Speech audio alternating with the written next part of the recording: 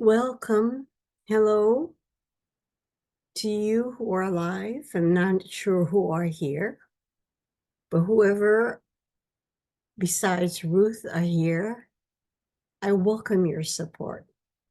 And for those who aren't here and listening to recording, I also appreciate your support because I come from the point of view that we live in a quantum space, meaning that our sense of time is very limited.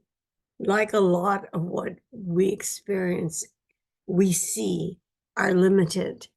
And time happens all at once. And I'm glad we're in this time together. But if you're seeing this in a recording, you're here too. That's my point of view.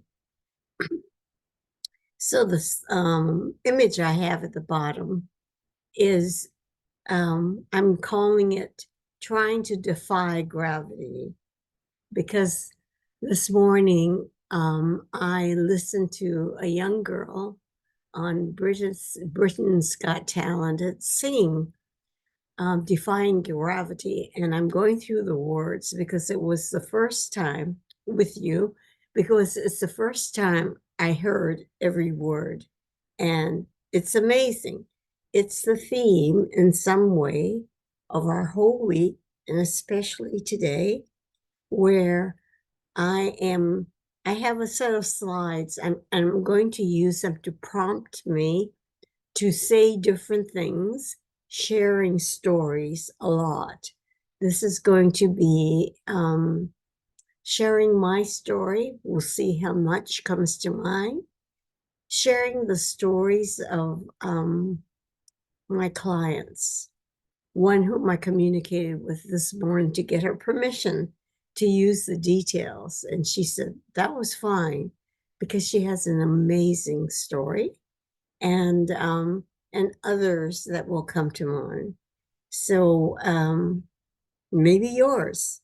So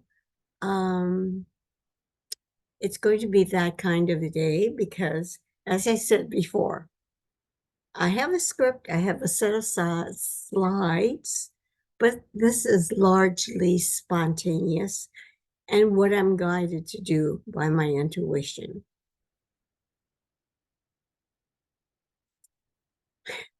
We're going to start with a story that I don't know whether you know, and I don't know that well, but it came to my attention the last time I presented in November. And for those of you who know the story, forgive me if I distort some of it. So this is a story about the Velveteen Rabbit, who is a stuffed animal. And he, at the beginning, I believe, is in this closet full of not used toys of this young boy. And there is some kind of horse toy there too, who gives him some information. Now, this young boy falls ill, and his mother gives him the Velveteen Rabbit as a comforter. And throughout his illness and after that, this young boy used this Velveteen Rabbit to provide him comfort, such as blankets and pillows and stuffed animals do these days, or maybe not. In any case, this Velveteen Rabbit was held and used so long with this young boy that it became tattered and worn. And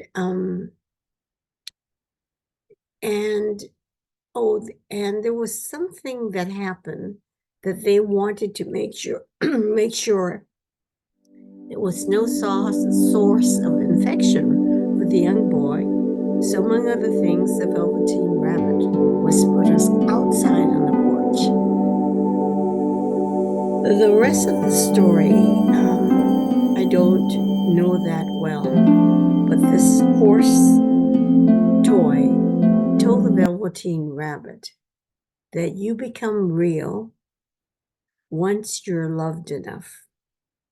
Once you're real, you can't become unreal again. It lasts forever. And at the end of the story, I believe a fairy comes down to take the Velveteen Rabbit to the forest, where, like Pinocchio, he is made real again. So became a real rabbit to play with the other rabbits around. This is the playground that we can be in today, where in some ways you may feel that you're not authentic, true, or what we'll call real, because of the pains you've experienced, the distress, the traumas that you experienced, and you haven't quite left them behind. There's so much past. And I am describing the various ways I have found to reduce the weight of the past. So you're no longer burdened. So you can become lighter and lighter.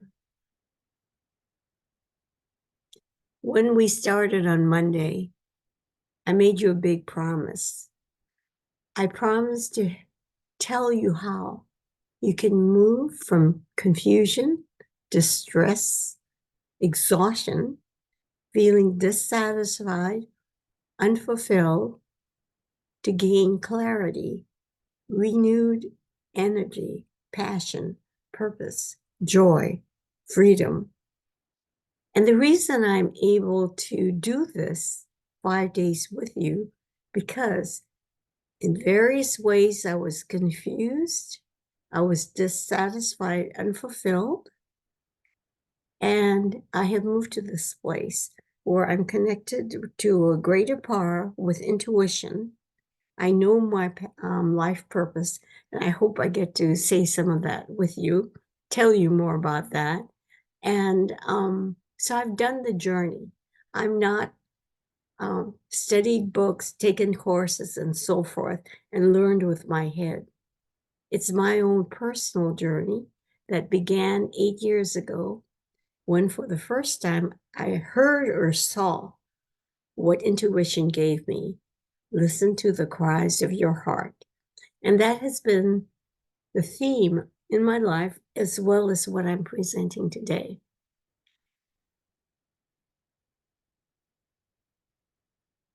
I have stress awareness, because awareness that can bring light into any darkness.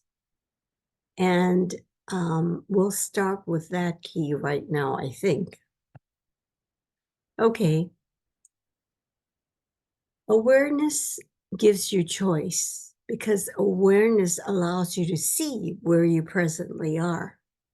And usually it's not a joyful, wonderful place, although hopefully you found more and more of those places where you can play, for example, be without worry, carefree, and just enjoy being in the moment. Here are practices that you can use, and I'll briefly describe it. The meditation of noticing is the first meditation I described from my first spiritual teacher. The instructions are simple. You sit 20 minutes, spine straight, eyes closed, and just notice. Notice what shows up. Keep noticing for 20 minutes and sit the next day and keep doing this. You'll notice the experience while sitting changes. So that is one way of building your noticing capacity. Mindful meditation is another. I've never done mindfulness meditation, but you can look online and see what they suggest. Journaling, self-reflection, which we can all do, is a way of building awareness. because you're sitting with yourself, spending time and writing. You might write out your questions. You may write out how you feel. But the point is, you're there, being aware. There is also body awareness. The practice I know is Feldenkrais, which is building awareness. And they put through a series of postures. And in that series, more and more you become in tune with your body. You become mindful of your body. When I work with clients, I usually end with asking them to do a body scan to become aware of the body, to see whether there are any tension, pain, darkness, or anything like that, which is sending a message. And that is a process that I'll speak about. What is there for you to get its message? Mindful breathing. This is what I introduced through my last teacher, Brian W. Ridgway. He's online, the author of Breaking Free from the Self-Help Addiction. If you want a copy of that book, I have a PDF. Ask me for it. On that, if you find him, you'll find that he has 3 meditations about why paying attention to your breathing is very important, how to breathe in the way that can bring the most benefit, and more. And there is a 30-minute meditation where you're mindfully breathing, and he guides you to touch upon and be in the limitless possibilities you have by watching your breath. And the final thing is practicing self-observation without judgment. For example, I notice how I stumble over words. Sometimes I get tongue-tied. I'm aware. I'm not making any judgments because for me, this is about my being here. And I can't be worried about being perfect. My slides aren't perfect. My speech isn't perfect. And my memory certainly isn't perfect. And if I were hard on myself, and some of you know the negative critic, the judge, as Don Miguel is described, hearing you criticize me, because the negative critic isn't just for you. It's how you view things and you criticize. So free yourself from that also. When in darkness, call upon the light. It's always with you. I can speak endlessly about this. When you're in darkness, in despair, in distress, in confusion, in having no motivation, no sense of connected to energy, darkness, being caught up in the pollution of the world, the wars in the world, the craziness of our politics, the Supreme Court, all of this. When you're caught up in darkness, call upon the light. Now, this is what prayer can be. You call upon the greater power and say, I'm lost.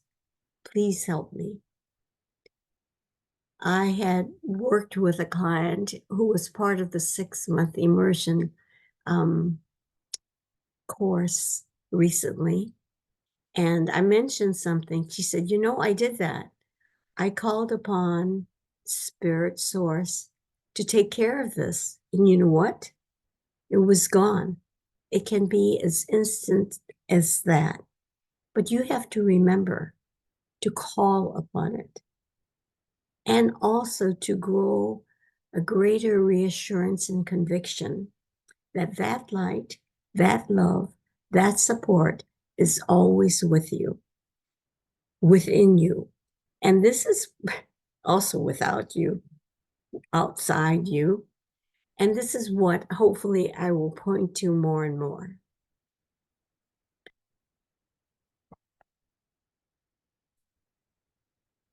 Breathe.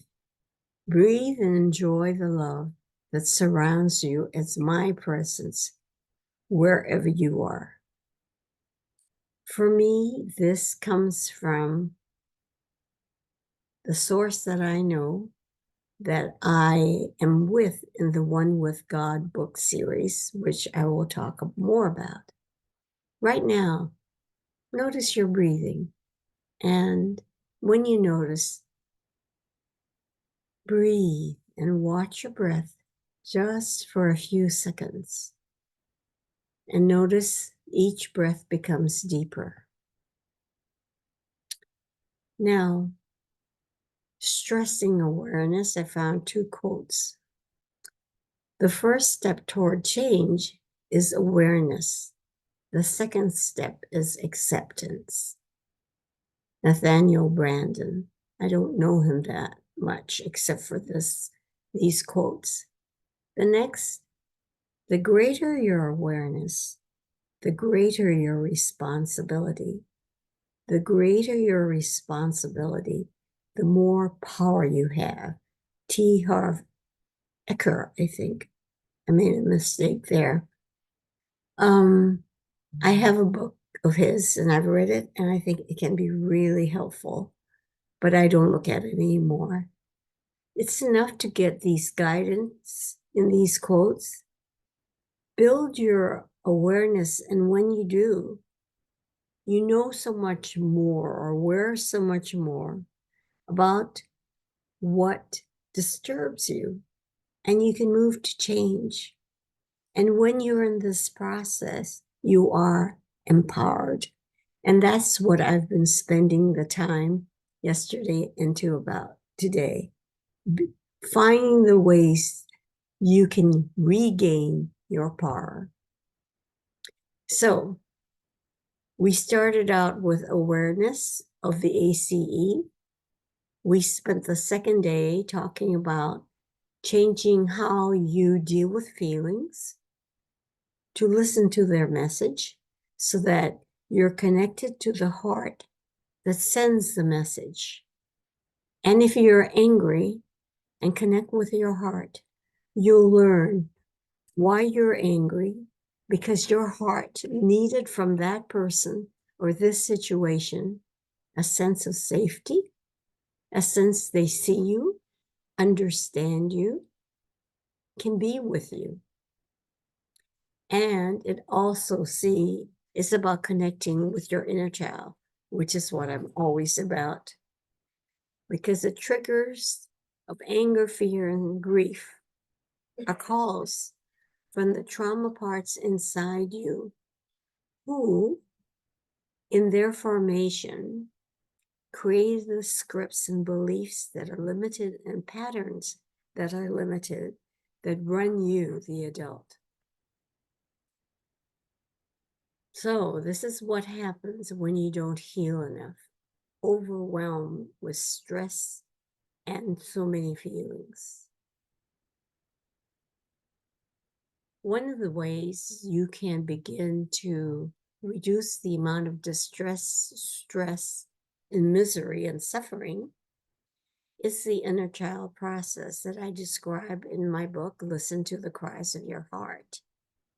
If you don't have a copy of that book, I have a PDF version, which I'll be very happy to send you. Just let me know. And if you visit my website, healyourheartwithdrn.com, and I think I have that information at the end. Within a few seconds, there'll be a pop-up with an offer to download the PDF of the book. The inner child process that I describe and Listen to the Cries of Your Heart, I have taped instructions so I can help you get into the space of imagination and meet a young child of yours because she or he has been alone. since she was created. And you can give her the experience of not being alone, to be comforted, to be there with her, with him, so that the end of many people's experiences in doing this is seeing that the child has jumped on their lap and hugging. When you do the inner child process, especially as you deal with the no's from your heart, the messages from your heart, the anger that comes out suddenly, and you're just shocked by it. When you get to know this process and do this enough, you start saying no, maybe not behaviorally, but drawing boundary lines. Boundary lines let you especially and the other person maybe know that being with them or in this situation is too hurtful for you. So you're not going to stay there. And as a side note, when you begin to do that, the people who liked you the way you are, taking care of their needs, won't like it. And you'll get repercussions. So that's the experience of my clients. Ultimately, all of this that I've spoken about is come to self-love and clearing the wall around your heart will allow you to be with you with self-love. One of the gifts of this presentation was yesterday, I believe, I was talking with Betty, or I was talking to the group about some of my experiences. And I was talking about my experiences with Don Miguel Ruiz. And I want to expand this a bit because I also was with Drumlo Melchizedek. And there are two things especially I remember about being with them for about 3 days in Sedona. Learned immensely from him. But at the very end, we had the opportunity to hug him in a way I know we embraced. And at that time, he whispered in my ear, "Keep expanding." And as you may notice, it really affects me to remember that because I have in me that energy of contacting this awakened being who gave me this message. And although I didn't learn so much in the practices with him, I took in, absorbed what he was showing, his light, the being that he is. I have some of that by being with him. Now, the other thing I remember is his saying, and I studied his material for a long time, went to meetings, read all his books, and his books talk about how much he participated with the Mayans and the Hopis to allow a forgiveness to come to them, to allow the center of the feminine power energy in Tibet to move to South America. So that is some of his stories. And the second thing he said, which I did and studied, was learning to activate your Merkaba body. And it's a practice, and it takes a little bit of time, as often as you can. He told us that, I as a man have to have all these ways, procedures, and so forth to get to this place. Whereas his wife said, "Oh, I do it simply. I start with my head and bring it to the sacred place in my heart. Try it. See where you're thinking and hearing thinking, and just move your attention down to your heart, to the sacred place in your heart. It's very peaceful there. You don't have to know exactly where it is, but that process brings you there. Simple, can be done anytime. You just have to remember. And that is a lot of some other things that I will bring up, like noticing, being aware of whether you're breathing or not. I was holding my breath, so I began to breathe more deeply. Awareness brings choice. I choose to breathe deeply. I choose to be here present with you. So that's one thing. It's amazing to me that I actually spent the money and time to be with someone like this. I didn't know then what effect it had on me in some ways until I'm speaking to you now. So when I was talking about Don Miguel Ruiz, I spent a few years studying Toltec, studying with a teacher in Santa Rosa, going to weekly meetings, going to retreats. That particular teacher took us to Teotihuacan, which was the center of Toltec civilization for a long time. There are the pyramids there that represent what they use for all the rituals. So we were there maybe 3 or 4 days and going through all these rituals. And I knew, or my experience at the time was not being affected by jumping into the vortex, connecting with this and that in various places we had ritual. Then the last contact, I was so serious that I attended one of the Toltec teachers webinar or something where we gathered together. It's because I wanted to become her apprentice. And at the end, she told me, "You are not meant to be my apprentice." So that was interesting. So I stopped that. But before then, or after that, I can't remember.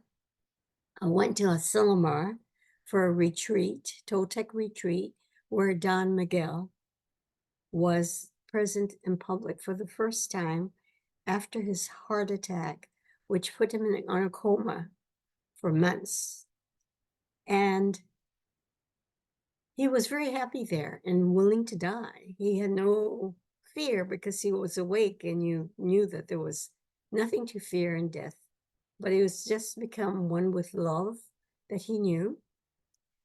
But his mother came to him, his mother, who is a curandero, a healer. And she scolded him and said, "You can't go. I need you." So, like a good, obedient son, he came back. So 6 months later, he was at this conference, and we heard him speak about his experience and told that story about his mother. At lunchtime, it was a gathering. We all individually got our food at Asilomar. But I had an opportunity to go up, and I wanted to thank him for all that I have gained in terms of his teaching. So as I was telling the group yesterday, I believe, about this experience, I began to cry because even now, as I said, I can feel the love that he transmitted to me as we hugged and as I said, "Thank you." This is all the love from beings like that and from spirit that I am gathering. And this is how I come to you, because another way of healing your heart, building the love in your heart, is being able to see and connect with the sources of love anytime. And I am with you with as much love as I can sit in, and maybe you can connect with me in that way. I did not spend enough time and want to spend the next period of time talking about this is a picture of Winnie the Pooh who tried to get into Rabbit's house, but it didn't fit him. He's trying to come out and he's stuck. This is how we are in this journey when we're looking for answers on the outside. The teachers tell you all the ways what you should be doing. So you adopt practices like affirmations, putting affirmations everywhere, or you need to change your mindset to positive. So you take a part in coaching and training to change your mindset. What's something else? You might participate in, I forgot what I was going to say. Will come back to me. But various kinds of ways in which it helped them. But you have your own path, which I will talk about. So the path of conformity, and we conform a lot. Notice that for most of you, it's difficult to be impolite because the societal rules are so ingrained in you that for the most part, you do what you're supposed to do. When you drive your car, hopefully for the most part, you pay attention to the rules. But you notice those who don't, aggressive, angry people who have to show that they have the power or something like that. Rules about taking care of yourself physically, about health. And where do the rules come? From the basic science or from the pharmaceutical trying to sell you their latest solution. In other words, there are so many answers out there. And I'll remind you, those who were here before, of Joseph Campbell's quotation, which may or may not come up in later slides. But he says essentially, your journey is like confronting a dark forest. You can look for a path to get you through, but that's somebody else's path. Sure, it's clear, it's smooth, and it's easy.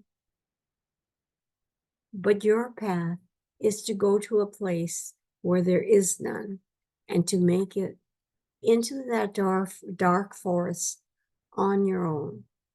It isn't easy. You stumble and run into trees and branches and might hurt yourself. It takes tremendous amount of courage. But what is that path all about? It's about finding who you really are, who you truly are, which is love, spirit. This is the expansion part of the last E. Empower, evolve, expand. Because when you do this healing of the heart, in whatever way you do it, if you do it the way I've done it through inner child healing and dealing with emotions differently, you get to a place when you can expand. And here I want to bring in the story of one of my clients.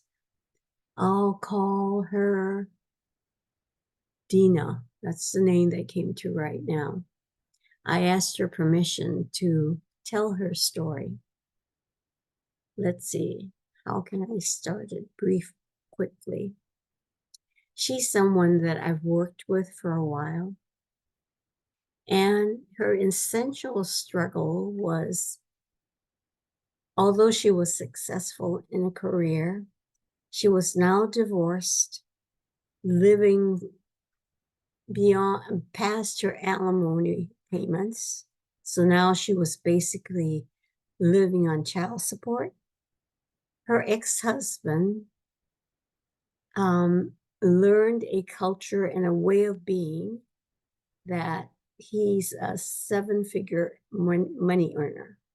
He's a banker. In addition to that, he's created an Amazon business that is bringing in lots of money. Now, because of her financial limitations, she has often had to lean on him to provide help for rent. And she's done this from her point of view too many times. So yesterday or the day before, she texted me and told me that she was in financial crisis. One, because for some reason, the franchise tax board seized all the money she had in her bank. So she had zero income.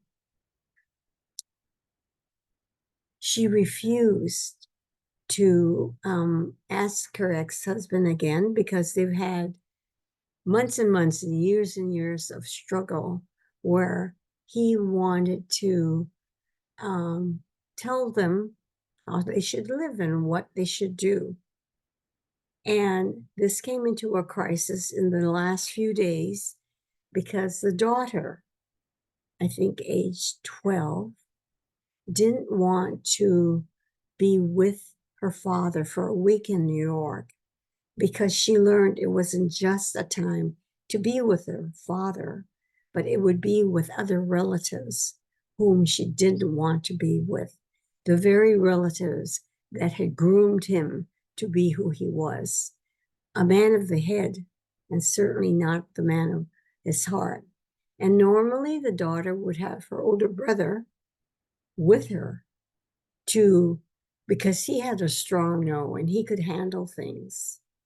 So my client, whom I'm calling Dina, had to draw the line and repeatedly go back and forth and text until the last text was something like, if you don't do what I want, you'll pay for it, or something like that, suggesting the very worst that he could do. But my client wasn't intimidated. She kept pointing out what he was doing, how hurtful he was potentially being to his daughter, just drawing the line, saying no, no, no. And after that had gone on for a while, she realized her body was shaking with the experience, which she interpreted was touching into the deep fears that she had, that she was abandoned on her own, not with the resources she needed. So we did some work, and what transpired is what I consider a miracle, because what she did in this process was to move to her source, and her source was found in Tibetan Buddhist meditation that she's always done for years and years and years. When she's connected in that place, she feels so much at peace, so together, so strong.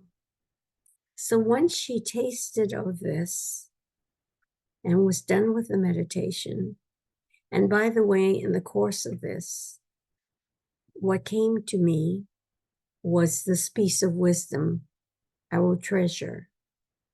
And this is it. Money, like love, is everywhere. It is abundant. No one owns it. It's ours, just like source is always there. Ours to open to remember, to rely upon. And after she got done with the meditation, she found a text from a friend who said, I'll send you all the money you need. She considered that a miracle, and so do I. So that's the end of her story, and maybe I get to tell you bits and pieces more. So this client, by the way, is an artist, poet, playwright, script writer, so incredibly gifted and talented. And she's been that way since 5, just gobbling up all the information in this world and in other worlds. And she has downloaded books and short stories, and soon she will be free to fly. She is expanding, which is what all of this is about.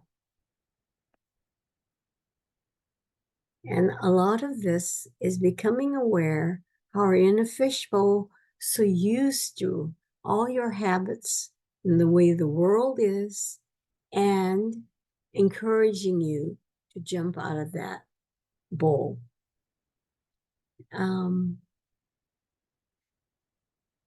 It's not easy, but if you care enough about yourself, care enough about the love that you could have, not from others, because others, humans, are imperfect, but from the source of love. And maybe you get it and grasp it, you will have the courage to go on. Marianne Williamson is a teacher of A Course in Miracles, which is a heavy volume to pick up. I studied it for 365 days because there's a lesson for every day. And the essential message is something like this. The essential message is to watch the ways ego can take a hold of you and define your reality, so that catching ego and turning over to God or spirit or source is the easiest way. One with God books, which I read and have read daily for 3-4 years, teaches me this. As Margie goes through her life and all the ways that ego shows up, and spirit was able to say, you saw this and you're learning to turn it over. You're remembering me. So what Marianne Williamson said, and see if you can take this in, love is what we are born with. Fear is what we learn. The spiritual journey is the unlearning of fear and prejudices and the acceptance of love back in our hearts.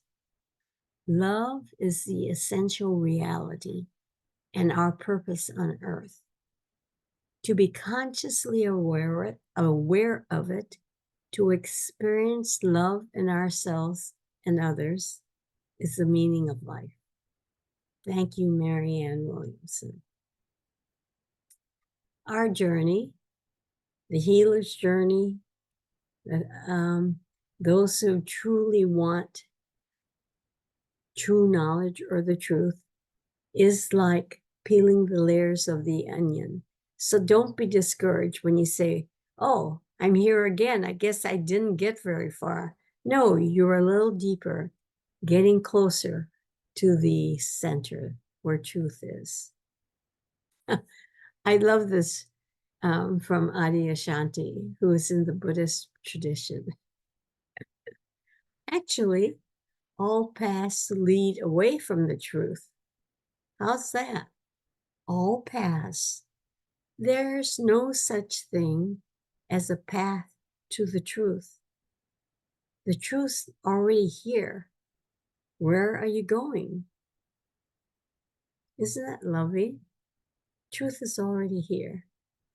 But we wear glasses created by our past. We bury the darkness in our hearts, so we project it out there. We're not clear enough, purified enough. And when we are, truth is right here. So don't look for truth out there. Now, part of this, and I'm going to make this briefer than I did last time, is to introduce you to my work. My biggest work is a 6-month immersion course where I teach everything that I'm teaching this week and today, but it's much, much more. It involves weekly 75-minute group meetings. And at the end, we have a group map treatment using the subconscious to treat the issues found, 6 one-on-one 75 map sessions. There are weekly assignments. There are exercises I provide. There's a private face group that you interact and share experiences, etc. Be helpful and supportive of each other. In other words, it's not going it alone. Too many of us, I for one, become so self-reliant and not realizing, harboring a lack of trust. We do things alone. And we try to get better alone. And this affords you the opportunity of joining with about 6 individuals to talk about struggles, be with each other.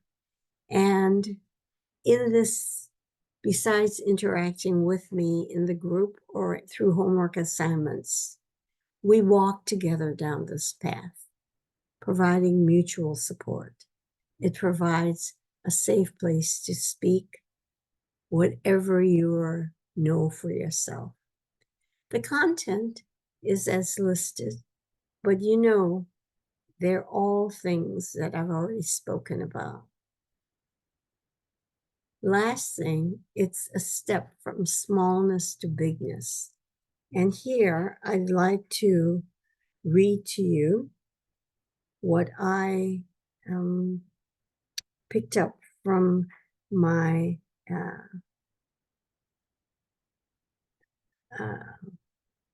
whoops, where is it? I don't have it. Maybe I'll find it shortly because I still have time left. But stepping from smallness to bigness, I wanted to read to you the lyrics of Defying Gravity. Before I got out of bed this morning, I gave me, or Spirit led me to give me the gift of watching Britain's Got Talent or America's Got Talent, where I had heard this 11-year-old girl sing the songs Defying Gravity from Wicked. I love Wicked. Defying Gravity, the words are so perfect for this presentation. So as I speak, I am going to find this on my phone. If you haven't seen Wicked, you should give it a try. All right, here are the words. Something has changed within me. Something is not the same. I'm through with playing by the rules of someone else's game. That's what we're all programmed to do. Too late for second guessing. Too late to go back to sleep. It's time to trust my instincts, close my eyes, and leap. It's time to try defying gravity. I think I'll try defying gravity. Kiss me goodbye. I'm defying gravity, and you won't bring me down. I'm through accepting limits, 'cause somebody says they're so. Some things I cannot change, but till I try, I'll never know. Too long I've been afraid of losing love. I guess I've lost. Well, if that's love, it comes at too high a cost. I'd sooner buy defying gravity. Kiss me goodbye. I'm defying gravity. I think I'll try defying gravity and you won't bring me down. Unlimited. My future is unlimited.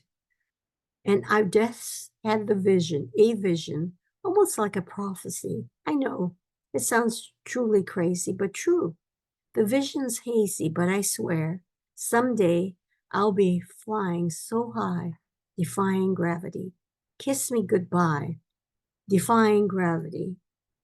So if you care to find me, look to the western sky. As someone told me lately, everyone deserves the chance to fly. I'm defying gravity, and you won't bring me down. Bring me down, bring me down. I love the lyrics, don't you? Now, I have recommendations, at least two at this point that I know. And here's the first. Anne holds space for individuals to journey inward and guides the transformation of pain to blessings, gratitude, and limitedness. With her kind, wise presence, I was able to connect to my personal power, innocence, and connectedness, and life lessons became the new foundation of a life grounded in deserving abundance and worth. Expect miracles when working with Anne. I so appreciate this individual and seeing her transformation, her connection happening more and more. And when she says the magic or expect miracles, it's because I'm connected to the source of miracles, A Course in Miracles. Remember that? And yeah, I like to be connected to all that I learn and all of that. Now, I have a repetition of this slide, I think, because, no, hang on to that. I am going to play a recording of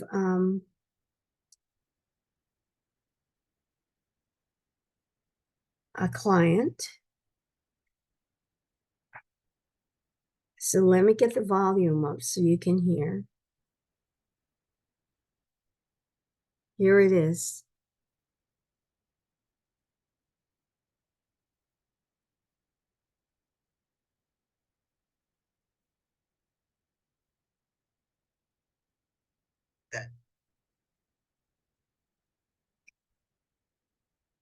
Being in the Heal Your Heart Path group with Anne and all my newfound friends has been something that I didn't expect. I think that we all knew going in that we were dealing with trauma, but I think we all felt that our situation was unique.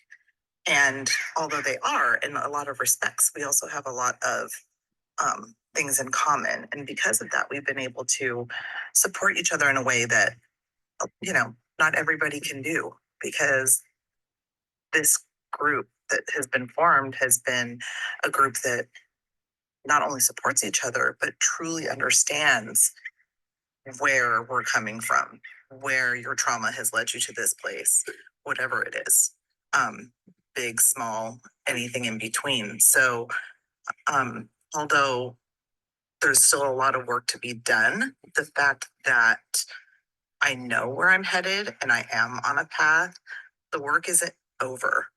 It's just beginning. But it also gives you such a sense of hope because you know where you're headed. So that is another voice speaking for this group, which ended at the end of March, end of December. I want to start a new group at the beginning of March or soon thereafter. I'm looking for at least 6 individuals to start with me. If you go to my website, you'll find the prices, and they might seem unaffordable. But what is most important to me is your commitment to do this I have what I call scholarships and payment plans. So if this touches you, the work that we've been through together touches you, and you want to join this group, you are really welcome. I felt so sad when we met for the last time because we've all grown to love each other. And I love this, each one of these women who are part of the group. And that love connection stays there, as I have tried to indicate in this. Part of the whole journey may seem overwhelming, and how can I do it? How can I get there? Like self-love. Betty asked about self-love in our gathering after the recording is stopped. And I reminded her one thing: baby steps. I always remind me and my clients, baby steps. You can't have it all at once. It doesn't happen that way. You take the little steps right before you. And the baby steps through this course, I hope you heard, is getting in touch with the needs of your heart that were not met. And therefore, there was trauma. But the adult, can get the signals, especially of anger, going back to the heart and saying, what did you need instead? One final method that I want to describe really quickly is something called DROPPP. Whoops, what does D stand for? Disconnect, dissolve, persistent pain patterns. It was created by my good spiritual friend, wisdom teacher. Her real name is Joni Dietrich.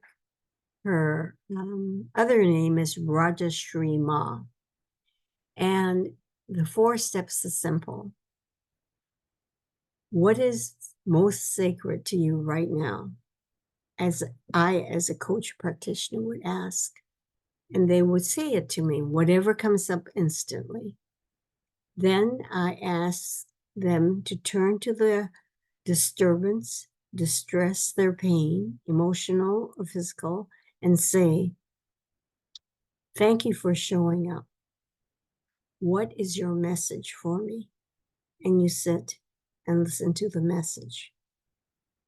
It's a similar attitude in terms of turning to your heart when it is distressed or angry or very scared. What is the message you have?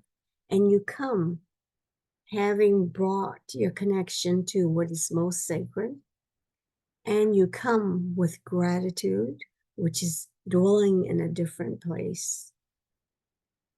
And I think I forgot the phrase, I love you, bringing love in. What's missing from this process, as opposed to Ho'oponopono, is the forgiveness aspect, which is a key that I cannot begin to really describe well enough. But yesterday I tried with the parable that Neale Donald Walsch created in the book called Little Soul and the Sun. The last line is from God saying, I only sent angels. You are an angel. I am an angel.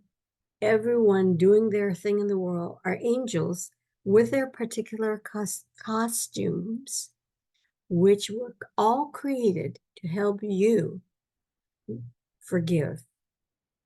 Getting to the place where you can forgive so that no longer are you burdened by the traumas of the past or all the limitation you accepted unknowingly from everywhere. So I have reached the end. It's 12 o'clock from my view, or a little later. I want to leave you with this quotation from Carl Jung. I am not what happened to me. I am what I choose to become. Beautiful. So thank you, thank you, thank you for those live and those hearing the recording. If you want to work with me, I work individually. There are individual packages, etc. And there are courses. The first big one is the Heal Your Path Heart that contains everything I've said and more.